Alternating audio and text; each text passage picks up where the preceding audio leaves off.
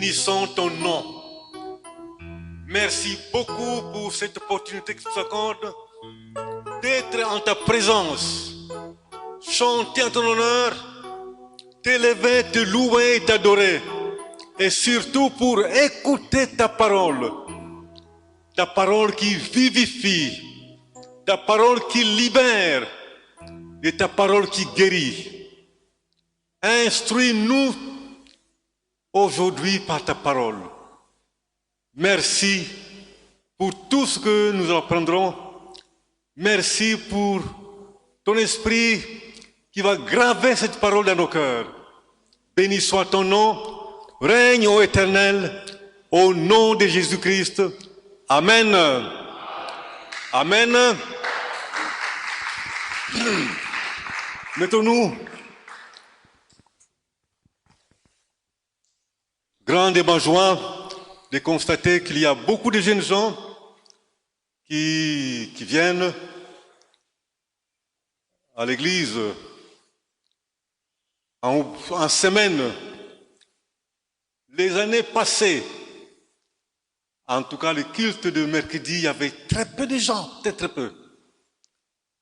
Très peu, mais aujourd'hui, évidemment c'est ma première fois de venir depuis un certain temps parce que le Seigneur m'a donné une occupation, mais je constate que déjà à cette heure-ci, il y a quand même plus de 10 personnes, alors qu'autrefois, jusqu'à 18h, 18h30, on ne pouvait pas atteindre le chiffre de 10. J'ai béni le Seigneur. Je remercie le révérend pasteur et le conseil pour l'opportunité qu'il nous a donnée de m'adresser à vous à 2 reprises, le dimanche 10 et aujourd'hui. C'est une grâce. Amen. Et comme je l'avais dit la fois passée, bien-aimés, surtout vous qui êtes jeunes, c'est une grâce de connaître le Seigneur quand on est jeune. Parce que quand on grandit, malgré les obstacles qui vont se présenter à vous, vous n'allez pas dévier. Vous resterez inébranlable. Moi, je bénis le Seigneur parce que il m'a fait grâce de le connaître très tôt dans la vie. Et il m'a gardé fidèle, constant, depuis l'école secondaire, à l'université, et après l'université. Quand on connaît le Seigneur, quand on est encore jeune, j'ai dit que c'est une grâce. Parce qu'on s'affermit. Et quand on commence le travail, souvent il y a beaucoup d'obstacles qui se présentent. Ah, je n'ai pas le temps. Je suis pris par une réunion, il y a une conférence. J'ai pas le temps. On s'est refroidi et finalement, on abandonne. Je connais beaucoup de ceux qui ont été avec nous à l'université, qui sont devenus tièdes. D'autres se sont refroidis complètement. Ils vont presque plus à l'église. Amen. Mais vous connaissez le Seigneur en tant que jeune. Demeurez dans le Seigneur. Restez fervents. Et vous le resterez jusqu'à votre vieillesse. Amen. Notre thème, c'est sel de la terre et lumière du monde. Bien-aimés, c'est un thème qui nous mène à parler de la vie pratique de l'enfant de Dieu. Loin de nous des théories, loin de nous la doctrine, mais la vie pratique même, la vie pratique, la vie de tous les jours de l'enfant de Dieu. Le Seigneur Jésus veut que le chrétien, là où il veut, il puisse briller comme une lampe dans la nuit. Il est clair. Il a dit, une ville située sur une colline ou une montagne ne saurait être cachée. On la voit. Et la nuit, quand on allume la lampe, toutes les lampes, elle est visible, très visible. Il a ajouté, on ne met pas une lampe dans la maison sous un seau ou sur la table, mais on la met sur le porte-lampe, à un endroit très élevé, pour qu'il puisse éclairer toute la maison. Et c'est ça que le Seigneur veut, que les chrétiens, là où il est, ils puissent briller, ils puissent apporter la paix, la concorde, ils puissent apporter l'amour. Amen. C'est pourquoi il a dit, vous êtes les sels de la terre, vous êtes la lumière du monde. Amen. Alors aujourd'hui, nous allons juste voir comment concrètement, comment pouvons-nous vraiment avoir cette faculté d'être sel de la terre et lumière du monde. Parce que c'est pas facile. Nous vivons dans un monde hostile. Comment concrètement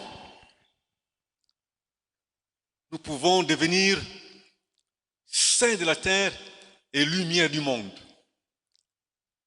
Amen.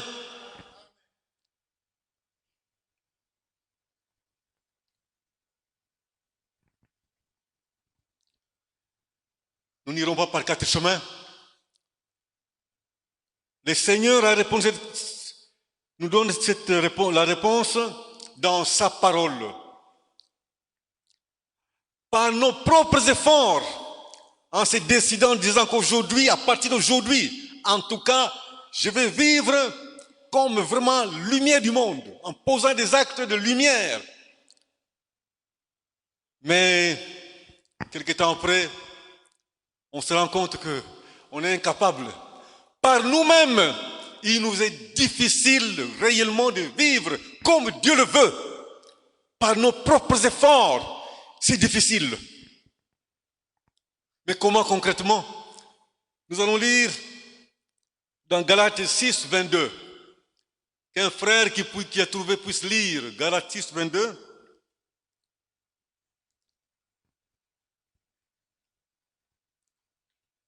Lisons Galates 6, 22.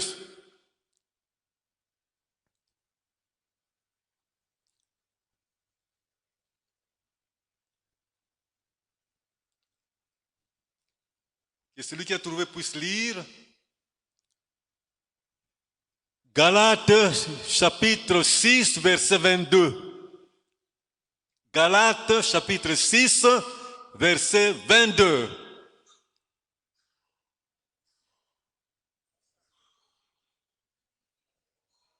Je pense que c'est 5, 22 peut-être.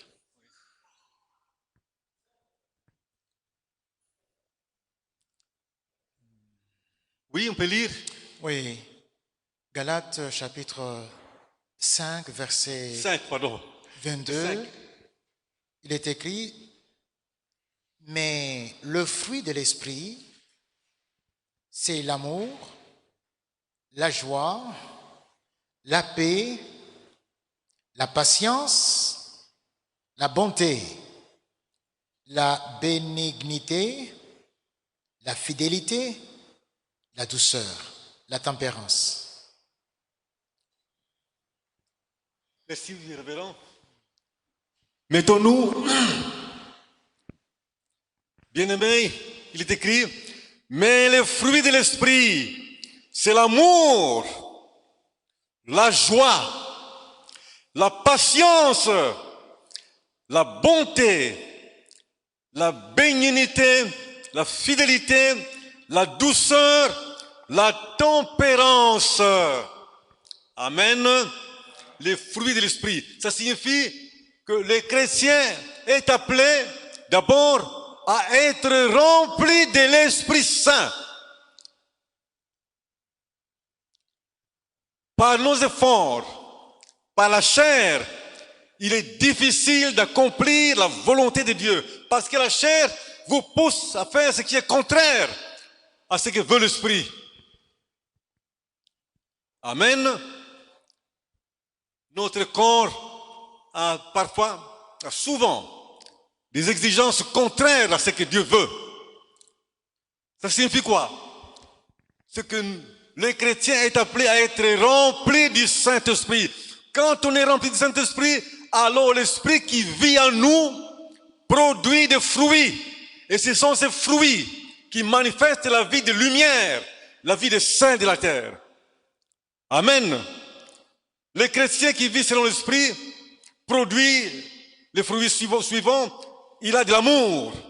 L'amour du prochain, l'amour pour Dieu et l'amour pour le prochain. L'amour, en fait, l'amour résume tout ceci. L'amour. Amen. L'amour pour Dieu d'abord et l'amour pour le prochain.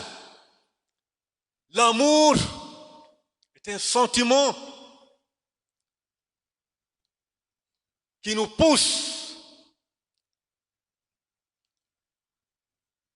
à pardonner. Un sentiment qui nous pousse à supporter les offenses. Un sentiment qui nous pousse à assister celui qui est dans les difficultés, qui a besoin de l'assistance, à aider. Un sentiment qui nous pousse à donner de nous-mêmes, de notre argent, de notre temps. Amen. L'amour, c'est un fruit de l'esprit. Il y a ensuite la joie. La joie, c'est un sentiment qui produit la paix en nous. Et c'est un sentiment, quand nous l'avons, a des répercussions même sur la chair. La Bible dit, la joie est un bon remède. Et les médecins ont découvert que la joie est un facteur de guérison. Quelqu'un qui est malade et qui est toujours triste, soucieux, il se dit, mais est-ce que je guérirai? Plein d'interrogations. Il n'a pas de joie. Il est triste, abattu. Bien-aimé, il reçoit les traitements, mais ce traitement sera presque inefficace. Amen. Mais c'est lui qui est plein de joie, qui se dit, le Seigneur est avec moi, je guérirai, il ne m'a pas abandonné, plein de confiance dans son Dieu, il est content. Bien-aimé, comme dit le proverbe, la joie devient un facteur de guérison. Et la Bible dit, la joie est un bon remède. La joie précipite même la guérison. Et la joie ne vous pousse pas à faire du mal à l'autre. Au contraire, à faire du bien à l'autre. Amen. La paix. Quand vous avez la paix en vous-même, vous chercherez à ce que la paix règne autour de vous. Vous chercherez par tous les moyens, là où il y a des discordes, des querelles, à apporter la paix par vos conseils, par vos paroles.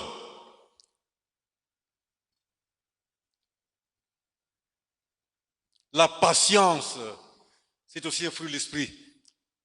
Il nous manque souvent la patience. Nous sommes impatients.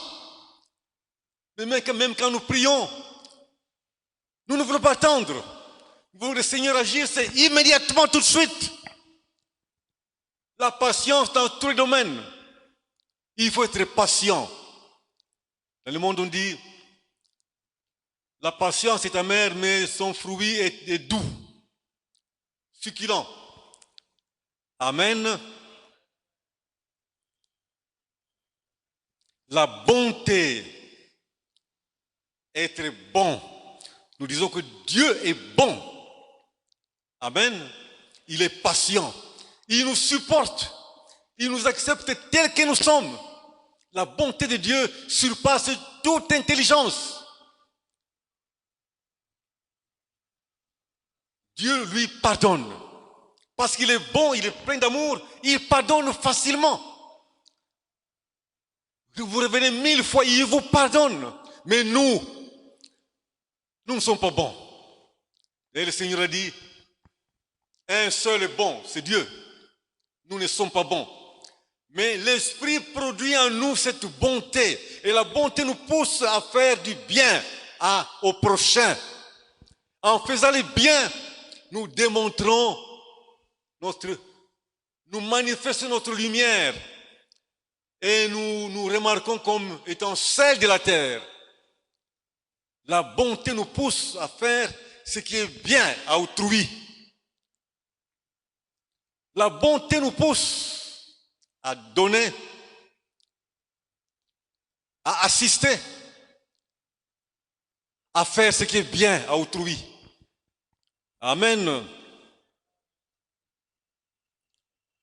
Je demande au révérend, la bénignité dans ceux qui ont la Bible français courant peuvent nous traduire bénignité. Oui, révérend. Là, la bienveillance, voilà, la bienveillance. C'est comme un peu comme la bonté. La bienveillance. La fidélité. Dieu est fidèle. Nous sommes infidèles. On prend un engagement, mais on est infidèle. On promet, on ne réalise pas. Mais Dieu, lui, est fidèle. Quand il promet, il réalise. Quel que soit le temps que ça va prendre, mais il finit par réaliser. Et là, quand nous avons l'esprit, nous sommes pleins d'esprit, nous devenons fidèles. Et quelqu'un qui est fidèle, il est aussi lumière, il est sel de la terre. Être fidèle. Dans ces engagements, nous prenons l'église des engagements. En tout cas, je me décide. Je ne veux plus être en retard, je m'engage. Je vais toujours arriver au culte avant le culte. 5 minutes avant le culte, 2 minutes avant le culte, je suis là. Mais qu'est-ce qu'on remarque par la suite? Vous venez à temps 2-3 fois après, en retard. Et le retard, vraiment, nous manquons du respect vis-à-vis du Seigneur. Le culte commence à 9h30, on arrive à 10h30.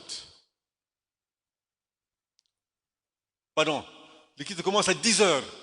Dans les textes, ça commence à dire à 9h. Mais maintenant, c'est 10h. Nous arrivons à 11h. Amen. Le temps de l'adoration est passé. Et même nous sommes en pleine prédication. Vous arrivez. C'est pas bon. Vous n'êtes pas fidèle alors que vous avez dit au Seigneur, Seigneur, je m'engage à être ponctuel à tous mes rendez-vous spirituels. Mais on arrive à 11h. 10h30, 11h. C'est pas bon. Amen. Ce n'est pas être fidèle. Celui qui est fidèle, il est fidèle dans ses engagements, il les respecte. La fidélité dans le couple, la fidélité en toutes choses, la fidélité dans les promesses. Être fidèle. Et quand on est fidèle, on se fait remarquer. La fidélité.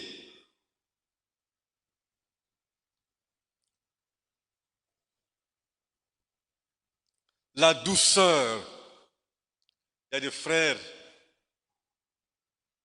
mariés qui sont durs vis-à-vis de leurs épouses, vis-à-vis de leurs enfants. Être dur avec tout le monde, c'est pas bon. Amen. Les chrétiens se manifestent par la douceur. Il est doux. Soyons doux quand même. Mais on est dur dans ses paroles, dur dans ses actes. C'est pas bon. Quand on a l'Esprit de Dieu, plein d'Esprit de Dieu, on est doux. Notre parole est douce. Ceux qui nous entendent remarquent la différence entre nous et les autres. Ce frère est différent. Quand il vous parle, vraiment, quelle douceur. Même si c'est une situation difficile, une situation où l'on doit se fâcher, où l'on doit tempêter. Non, mais lui, il est doux, il est calme. Amen. C'est aussi ça, être saint de la terre, par notre douceur. La tempérance, être modéré en toutes choses, pas d'excès. Nous excellons dans les excès. Alors, ces qualités, ce sont des fruits que l'Esprit produit. Et comment avoir l'Esprit? Le Seigneur répondit à la question.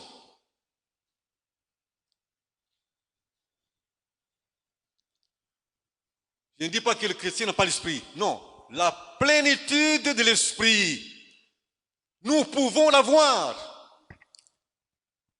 Et le Seigneur veut que nous puissions vivre dans la plénitude de son Esprit et que son Esprit produise des fruits qui demeurent. Amen. Et ces fruits, ce sont ces fruits dont on a parlé ici. Quand nous les avons, quand nous les manifestons, alors nous manifestons réellement que nous sommes saints de la terre. Les gens voient la différence entre nous et les païens. La différence est perceptible parce qu'on a l'amour du prochain. On est bon envers le prochain. La bonté, ce n'est pas accepter n'importe quoi. Non, c'est pas ça. La douceur aussi, ce n'est pas accepter n'importe quoi. Je ne dis pas ça. Mais quand on est bon vis-à-vis de son épouse, de son époux, de ses enfants, des voisins, des collègues de service, de tout le monde, la bonté doit se manifester. La bonté nous pousse à poser des actes de bienveillance. Celui qui a l'amour du prochain, manifestement, automatiquement, il est bon. Parce qu'il pardonne facilement. Parce qu'il donne facilement. Parce qu'il assiste facilement. Il aide le prochain facilement. Amen. Est-ce que nous assistons ceux qui sont dans les besoins? Bien-aimés, est-ce que vous assistez, vous aidez ceux qui sont dans les besoins? Est-ce que nous venons en aide aux personnes qui sont dans les besoins? C'est ça la bonté, quand on est bon, on aide. C'est ça l'amour. Celui qui a l'amour, automatiquement il est bon. Automatiquement il est bon. Il y a des chrétiens trop méchants et mauvais. C'est même contradictoire, un chrétien méchant et mauvais. Donc, il n'est ni sel, ni lumière. Amen. Si vous êtes méchant, dites-vous bien que ce n'est pas une qualité que le Seigneur nous demande. C'est même un défaut qu'il faut chercher à s'en débarrasser le plus vite possible. La méchanceté ne nous conduit nulle part. La dureté, le contraire de la douceur. Celui qui est doux n'est pas dur dans ses paroles, n'est pas dur dans ses actions. Amen. L'amour, la bonté, la douceur, la bienveillance, toutes ces qualités, tous ces fruits tendent vers le même but. Manifestation de la qualité de sel. Le sel donne la saveur, un bon goût aux aliments. Une nourriture sans sel, c'est une nourriture fade, sans goût. Il y a des chrétiens sans goût. Ils sont fades. En quoi êtes-vous chrétien? Le chrétien est un homme, une personne différente. Même si on ne dit pas qu'il est chrétien, les gens disent, mais cet homme est différent. C'est un chrétien. Oui, c'est un chrétien. Mais il y en a qui, on dit cet homme va tous les dimanches à l'église, c'est un chrétien. Celui-là, c'est un chrétien. Comment il peut être un chrétien alors qu'il est très méchant? On ne sait même pas accéder dans sa parcelle. À la porte déjà, chien méchant. C'est qu'il ne venez même pas, ne vous approchez pas. Amen. Amen. Bien-aimé, ça ne sert à rien d'être mauvais, d'être méchant. Ça ne nous amène nulle part. Et même dans notre pays aujourd'hui, nous cherchons l'évangile où l'on prêche la prospérité, où l'on prêche les richesses, les facilités de la vie, le voyage, les bonnes choses. Mais ces bonnes choses, on peut les avoir sans même les demander. Tout simplement par une vie de lumière et de saints de la terre, le Seigneur vous rend prospère. Amen. Parce que quand on est bon envers les autres se montrent bons. Quand on donne, attendez-vous aussi qu'on vous donne. Amen. Quand on donne à Dieu, parce que c'est ça aussi, quand on donne à Dieu, bien-aimé, et ça aussi, je forme une parenthèse, l'obéissance, non seulement vis-à-vis du prochain, mais d'abord à Dieu. Quand Dieu dit, quand on demande de payer la dîme, d'autres disent non, nous sommes dans le Nouveau Testament, c'est la liberté, on peut ne pas payer la dîme, ce n'est pas une obligation, c'était une obligation dans l'Ancien Testament. Bien aimé, c'est la parole de Dieu. Ancien Testament, Nouveau Testament, c'est la parole de Dieu. Soyez fidèles dans vos dîmes et les offrandes. Je peux donner un petit témoignage de moi-même. Bien aimé, j'ai perdu mon temps et je vivais sous la malédiction parce que j'étais infidèle dans les dîmes et les offrandes, surtout les dîmes. Je ne payais pas les dîmes. Surtout quand on majorait le salaire, j'ai dit mais la dixième ça fait ça, tout ça pour... Non, je donne pas, pas ça. J'ai donné souvent la dîme des dîmes et je mets la dîme des dîmes, donc vous avez la dîme, vous prenez un dixième, je mets dans l'enveloppe, je dépose. Bien aimé, je me mettais moi-même sous la malédiction. Et parfois même, c'est moi, j'ai trop de problèmes, il y a les minervales qu'il faut payer, il y a ceci. Non, je ne donne pas la dîme. Le Seigneur comprend, il comprend. Eh bien, j'étais criblé de dettes. Amen. Un salaire plus ou moins bien. Surtout dans le privé, là. Quand j'ai eu ma pause, je suis allé dans le privé. Un salaire digne, acceptable, mais toujours dans les besoins. Dette sur dette sur dette. Je dis, mais je gagne quand même bien ma vie. Mais pourquoi des dettes? Là, j'étais insuffisant. Et quand je touche, je paye toutes les dettes, il ne me reste rien. Et je dis, Seigneur, voyez, j'ai tout payé pour les dettes. Ce qui nous reste, juste pour la nourriture, je ne sais pas payer la dîme. Et les offrandes, n'en parlons même pas. Bien-aimés, vous attirez la malédiction. L'obéissance à la parole, d'abord vis-à-vis de Dieu lui-même. Et quand j'ai compris que j'étais sous la malédiction, j'ai demandé pardon. Je me suis dit, maintenant je m'engage à être fidèle. Je vais voir la différence. Quand je me suis mis à payer la dîme comme Dieu le veut, qu'est-ce qu'il veut? Payer la dîme veut dire, c'est pas que vous payez faites toutes vos dépenses et après vous dites, ah oui, il y a la dîme à payer. Vous prenez la dîme. Non, c'est pas ça. Vous mettez Dieu en dernière position. Dieu vient en première position. Vous avez votre argent, dites d'abord pour Dieu. Vous prélevez votre dîme. Vous mettez à côté, maintenant le reste. Pour mon salaire, j'enlève déjà, je dis, c'est que je touche, si je touche par exemple $200, je dis, je touche 180. Parce que ce sont les 180 qui m'appartiennent. Alors quand j'ai commencé, j'ai compris que j'étais sous la malédiction, dette sur dette, pendant beaucoup d'années. En tout cas, des dettes. Chaque mois, je dois m'endetter. Dette sur dette sur dette. Quels que soient les salaires, dette. J'ai dit, c'est anormal. Alors j'ai dit, j'ai compris que j'étais sous la malédiction en lisant les psaumes 50, je pense. C'est pas un passage qui parle clairement de la dîme, que nous trompons Dieu par nos dîmes et nos offrandes. Alors j'ai résolu dans mon cœur, j'ai dit, Seigneur, pardonne-moi. Pendant tout ce temps, j'étais voleur, j'ai volé ton argent.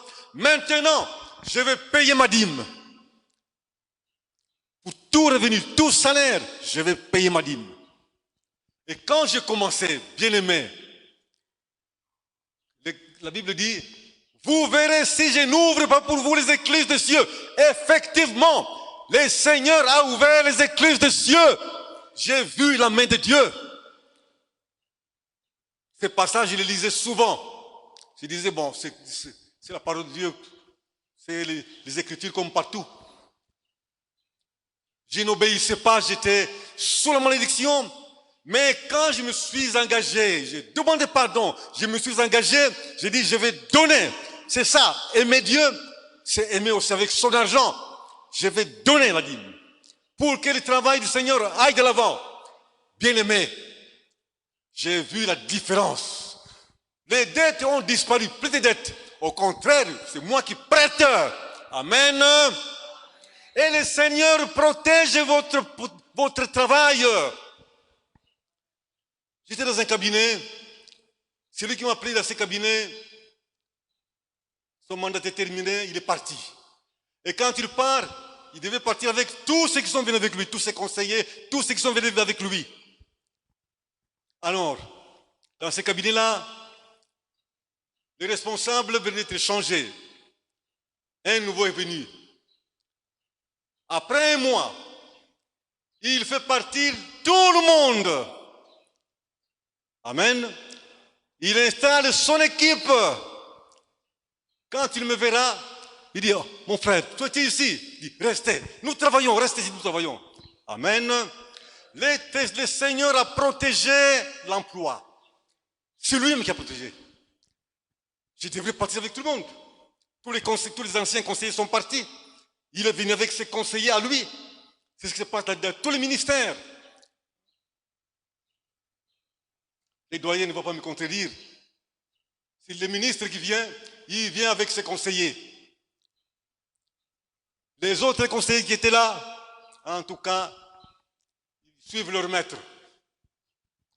Sauf si il veut garder un ou deux. Et souvent, il vient avec une nouvelle équipe. Et j'ai vu, le Seigneur lui-même a protégé ce travail. Amen. Les nouveaux responsables qui viennent, tous les conseillers partent, il dit, sauf celui-là. Amen. Pourquoi? Parce que Dieu est fidèle. Il a dit, pour vous, je menacerai celui qui dévore. Il parle de l'agriculteur. Donc, le cultivateur a planté, a semé, mais les insectes viennent dévorer. Dieu dit, moi, je vais protéger vos cultures. Alors, la culture pour celui qui travaille dans une entreprise ou dans un cabinet, c'est son travail. Dieu va protéger votre travail. Frère, nous sommes fidèles, mais Dieu est fidèle. Quand nous obéissons à sa parole, en ce qui concerne les dîmes et les offrandes, Dieu protège votre travail. Amen. Tout le monde peut partir, sauf vous. Il a fait pour moi. Tout le monde est parti. Mais celui qui est venu m'a laissé. Les gens diront non parce qu'il vous connaissait avant. Non, mais il connaissait aussi beaucoup d'autres. Beaucoup d'autres. Même de sa tribu. Mais ils sont partis. Moi, je suis pas de sa tribu. On se connaissait bien sûr. Mais il m'a laissé. Pas la volonté de qui, pas des hommes, mais de Dieu. Pourquoi? Parce que Dieu fidèle, il dit, pour vous, je menacerai celui qui dévore. le Seigneur, non seulement pour ça, mais votre famille. Il s'engage à ouvrir les ciels pour répandre la bénédiction en abondance. Donc, quand nous sommes saints de la terre, nous le sommes d'abord en obéissant à Dieu. Et quand on obéit à Dieu, on est bon. On est amour. On est plein d'amour, d'affection pour les autres. Mais d'abord pour Dieu. Et obéir à Dieu, aimer Dieu, c'est aussi l'aimer avec son argent. Frère, lisez dans l'Ancien Testament, vous verrez combien Abraham a fait des actions des sacrifices. Jacob. Ce sont des actions de grâce, à part les dîmes, les offrandes, mais aussi des actions de grâce. Dieu vous a béni.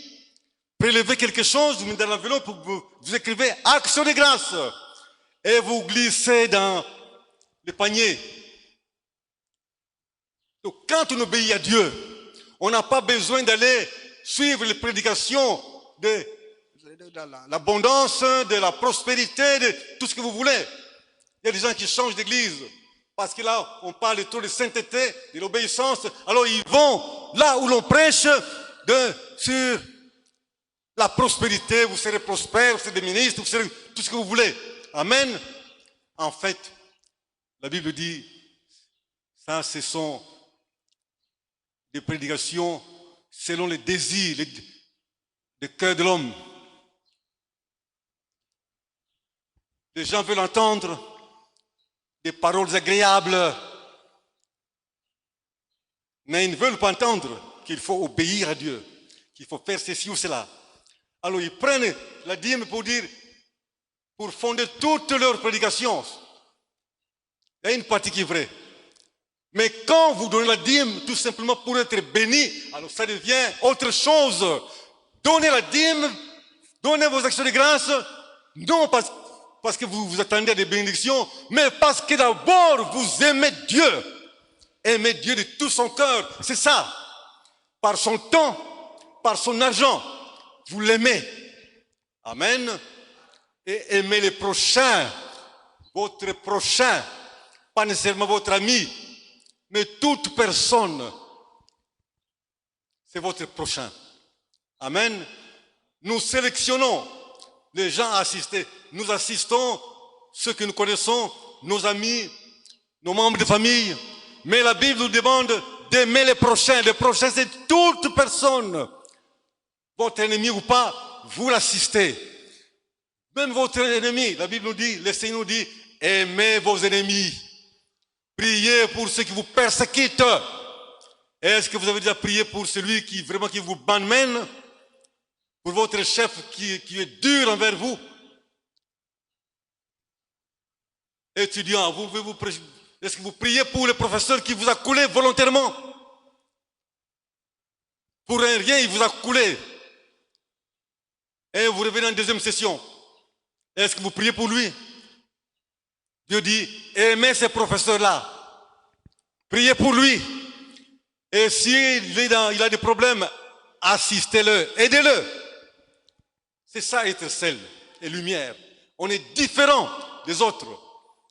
Amen. Donc, pour cela, il faut que nous puissions avoir la plénitude. Nous avons le Saint-Esprit en nous, mais la plénitude, être plein de l'Esprit de Dieu, alors l'Esprit en nous produit des fruits, ces fruits dont on a parlé. Et quand nous avons ces fruits en abondance, automatiquement on est sel de la terre et lumière du monde, parce que notre vie change automatiquement sans beaucoup trop d'efforts. Amen. Par un acte de volonté, nous obéissons à Dieu. Dieu a dit, faites ceci, je le fais. Parce que c'est mon Dieu qui dit ça. Je le fais. Amen. Le Seigneur a parlé du bon samaritain. Il y a un homme qui voyageait de Jérusalem à Jéricho, mais en chemin, il est tombé entre les mains des brigands qui l'ont roué de coups. Ils ont pris tout ce qu'il avait et ils l'ont laissé blessé au bord de la route. Un lévite est passé. Un lévite, c'est quelqu'un, dans la hiérarchie de l'église, c'est vraiment un serviteur de Dieu. Il le voit, il dit, ah, il a été victime de bandits. Oh, c'est triste. Bon, j'ai pas le temps. Il passe. Un autre serviteur de Dieu passe par là. C'est pas sacrificateur ou qui. Il dit non.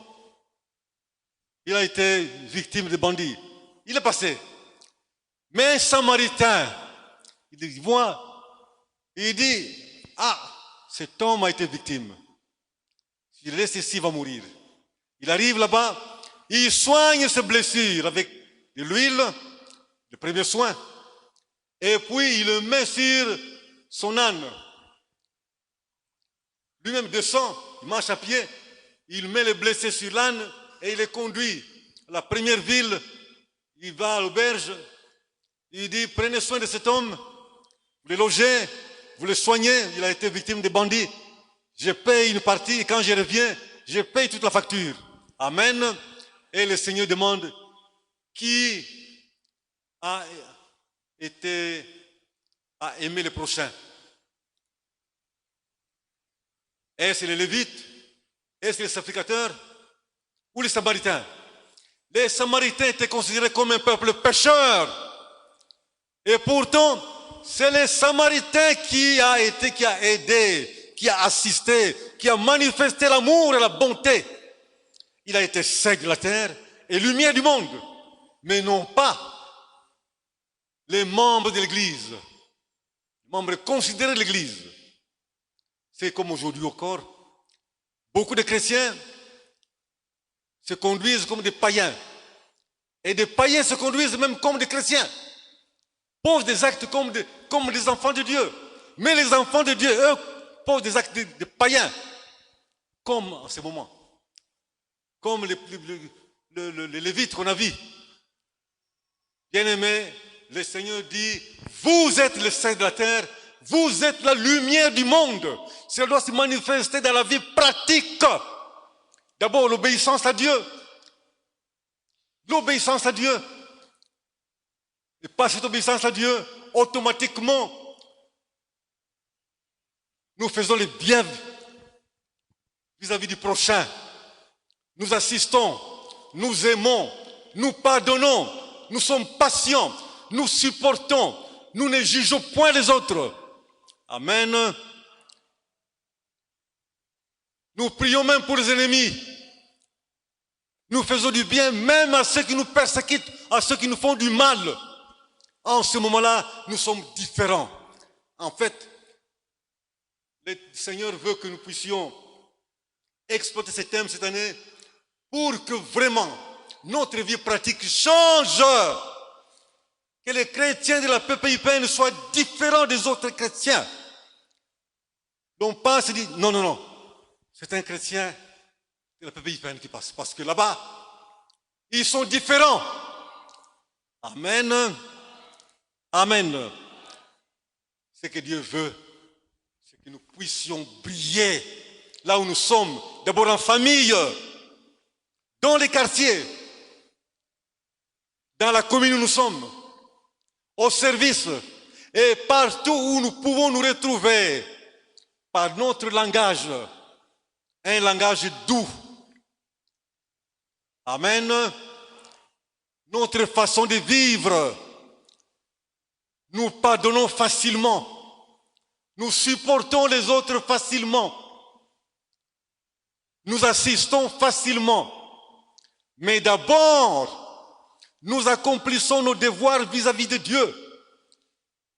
Nous aimons d'abord Dieu de tout notre cœur, de toute notre âme, de toute notre force.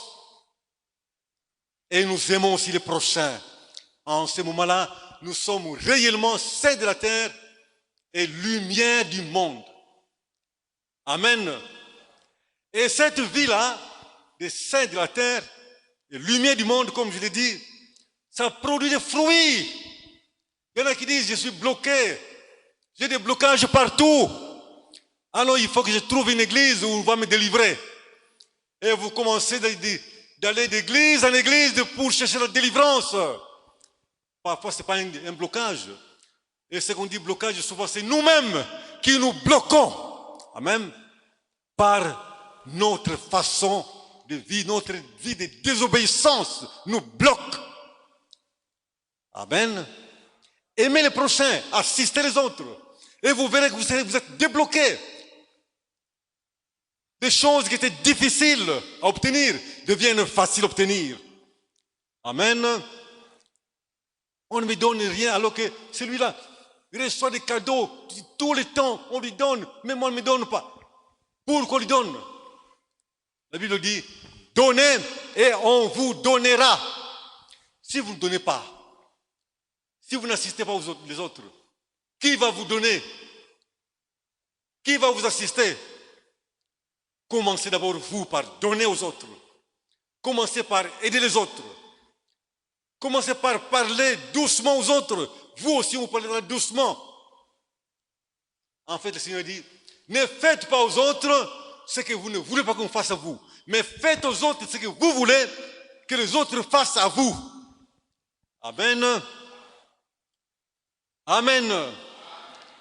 Voilà, bien-aimés, ce que le Seigneur veut. Et je sais que ce thème a été inspiré par le Seigneur lui-même.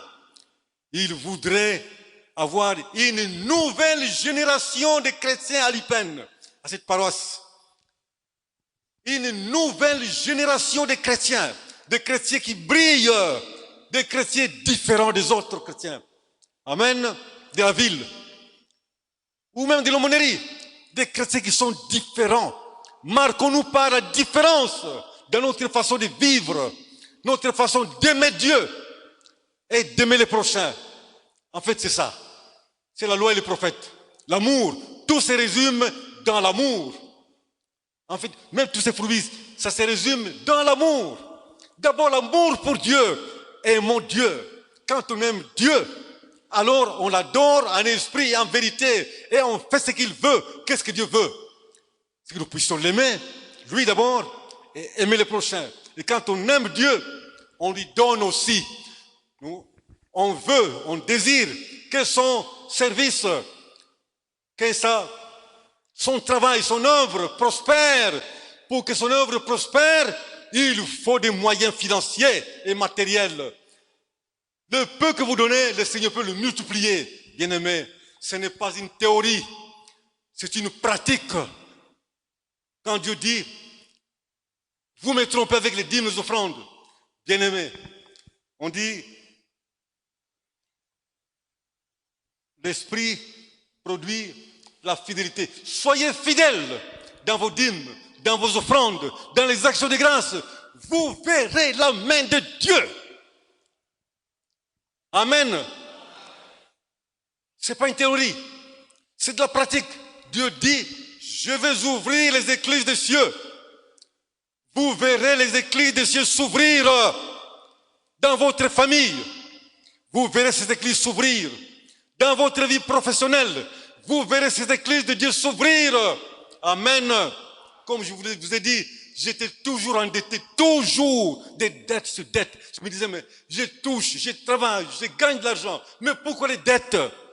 C'est parce que j'étais un chrétien désobéissant. En fait, je n'aimais pas Dieu. Quand j'essaie de lui donner, je dis non, j'ai trop de problèmes. J'ai trop de problèmes. Au contraire, je voudrais qu'on m'ajoute de l'argent. Je n'ai pas donné. Donc, je payais pas la dîme comme Dieu le voulait. Amen. Rarement je paye la dîme, mais souvent je ne paye pas la dîme. Et ça, je le confesse devant Dieu. Je ne payais pas la dîme. J'ai donné les offrandes, mais quelles offrandes? C'est dont on n'a pas besoin. Amen. Cette vie-là de désobéissance à Dieu, quoique ancien, d'abord un diacre, puis ancien pendant longtemps, je n'ai pas connu la main de Dieu, la bénédiction. Je ne l'ai pas connu pendant tout ce temps, parce que je vivais dans l'obéissance systématique. Et quand j'ai compris mon péché, j'ai demandé pardon. J'ai dit, maintenant je serai fidèle dans les dîmes, dans les offrandes, dans les actions de grâce. J'ai mis pour cette pratique, mon engagement en pratique. Alors, j'ai vu ce que Dieu a promis, a prévu. Les ciels s'ouvrir, Et les bénédictions tombaient en abondance. J'ai vu la bénédiction tomber en abondance. Et j'ai vu cette bénédiction jusqu'à ce jour. Amen. Et j'ai dit, tant que je resterai fidèle, bien-aimé, tant que vous resterez fidèle à Dieu, vous verrez la main de Dieu dans vos entreprises, dans ce que vous entreprenez, dans votre petit commerce, qui deviendra grand commerce, dans votre travail, vous connaîtrez des promotions. Amen. Parce que Dieu le dit, pour vous, je menacerai celui qui dévore. Donc, votre travail va prospérer. Parce que vous mettez Dieu avant toutes choses. Amen. Ensuite, quand on a démontré son amour pour Dieu, maintenant démontrer ce même amour vis-à-vis du prochain, alors vous devenez un chrétien accompli. Amen. Différent des autres. Et c'est ça que le Seigneur veut. Des chrétiens qui sont différents des autres. Amen. Des chrétiens qui brillent. Est-ce que vous brillez dans votre famille? Papa, est-ce que tu brilles? Maman, est-ce que tu brilles dans ta famille? Est-ce que tu pardonnes facilement? Les époux qui sont ici, est-ce que vous vous pardonnez réciproquement facilement? Ou bien vous gardez la haine? Et vous, les enfants, est-ce que vous êtes obéissants à vos parents? Est-ce que vous les respectez? C'est aussi ça, être saint de la terre, lumière du monde. Enfants, obéissez à vos parents. Respectez-le. Et vous, le Seigneur dit, afin que vous viviez longtemps dans les pays que Dieu vous donne. Amen. C'est le premier commandement avec promesse, afin que Dieu vous donne une longue vie et vous protège dans les pays où vous vivez. Amen. Suis-je différent? Est-ce que je brille dans ma maison? Est-ce que je brille dans mon lieu de travail? Là où je fais mon commerce? Est-ce que je suis différent des autres commerçants? Ou je suis aussi voleur comme les autres? Vous vendez, c'est pas de la farine, et la mesure, vous mettez, c'est pas quoi, vous prenez une surface là, un volume. Vous diminuez le volume de ce que vous vendez pour mieux gagner. Bien aimé, quand vous faites ça, vous irritez le Seigneur et vous vous privez des bénédictions. Et ce commerce va s'éteindre finalement. Amen. Mais quand vous êtes chrétien, un commerçant honnête, devant Dieu, devant les hommes, vous allez prospérer dans votre commerce. Vous aimez Dieu en lui donnant. Vous aimez le prochain. Aimez le prochain ici, comment? Il y a un panier, comme je l'ai dit du dimanche, panier du social. Ce panier-là est très important parce qu'il y a des frères qui ont besoin. L'Église va puiser dedans pour les assister. Donc, vous participez à l'assistance de l'Église à ses frères qui sont dans le besoin. C'est aussi ça, être saint de la terre et lumière du monde. Amen. Amen. Et pour avoir l'Esprit Saint, le Seigneur dit, demandez. Amen. Si nous demandons, le Seigneur nous donne. Et croyons que nous l'avons reçu. Et nous verrons. Et la parole de Dieu, l'obéissance, à quoi? À la parole de Dieu. Et cette parole, c'est dans la Bible. Lisons la Bible, lisons cette parole, méditons cette parole, mémorisons cette parole, afin qu'au moment du besoin, l'Esprit vous rappelle le verset approprié pour vous en sortir. Amen. Mais quand vous ne lisez pas, l'Esprit va vous rappeler quoi? C'est quand vous lisez, vous méditez la parole de Dieu, vous mémorisez, et quand le temps sera là, où vous avez besoin d'une parole pour la circonstance, le Saint-Esprit vous le rappelle facilement. Et cette parole vous viendra au secours, en aide. Amen. Alors, votre vie sera différente. Vous allez vous-même constater une différence. Vous-même, vous verrez que vraiment la parole de Dieu est la vérité. Amen. Plus vous obéirez à la parole, plus vous croîtrez, plus vous grandirez, plus votre foi s'affermira, plus on va briller comme des étoiles. Amen. Amen. Pour terminer, que chacun s'examine. Qu'est-ce qui me bloque pour être lumière? Qu'est-ce qui me bloque? Qu'est-ce qui m'empêche de briller? Qu'est-ce qui m'empêche de donner ou de mettre quelque chose dans le panier du social? Qu'est-ce qui m'empêche? Qu'est-ce qui m'empêche d'être fidèle à Dieu dans mes engagements de la dîme et des offrandes? Qu'est-ce qui m'empêche? Moi, ce qui m'empêchait, c'était, je disais, j'ai trop de problèmes. Je n'ai pas l'argent pour la dîme. La dîme, j'ai trouvé que c'est trop. Alors que Dieu me donne la vie. Et celui qui m'a donné du travail, j'ai dit qu'il donnait la dîme, c'était trop. Non, non, non, non. Ça, c'est vraiment insulter Dieu. Et c'est pourquoi aussi, je vivais sous la malédiction.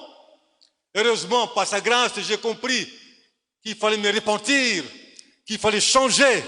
Et en changeant, on a vu la main de Dieu. Et nous continuons à voir la main de Dieu. Et tant que nous serons fidèles, la main de Dieu, nous la verrons toujours. Amen. Qu'est-ce qui vous empêche à être lumière du monde? Qu'est-ce qui vous empêche à être sel de la terre? Que chacun s'examine. Et si vous trouvez un obstacle, demandez à Dieu de vous en débarrasser afin que vous soyez libres à obéir à Dieu. Et qu'est-ce qui vous empêche à lire la parole de Dieu? Qu'est-ce qui vous empêche à méditer? Nous avons tout le temps de regarder les matchs à la télévision. Nous avons tout le temps à bavarder sur la politique, sur le football, le sport, sur tout et sur rien. Mais prendre 30 minutes pour lire la parole de Dieu, non, c'est trop, je n'ai pas le temps, je suis fatigué. Et pour la prière, on dit, non, non, non, non, non, je vais prier. À peine une minute, amen. Bien-aimé, la Bible dit, si vous me cherchez de tout votre cœur, je me laisserai trouver par vous. Cherchez Dieu, c'est dans la parole et dans la prière. Passons aussi du temps dans la lecture, passons aussi du temps dans la prière. Ayez un temps où vous vous isolez pour votre Dieu. Vous le louez, vous l'adorez et vous exprimez vos besoins à Dieu. Amen. Amen. Voilà, que chacun réponde à cette question. Qu'est-ce qui m'empêche de briller? Qu'est-ce qui m'empêche d'être sel de la terre?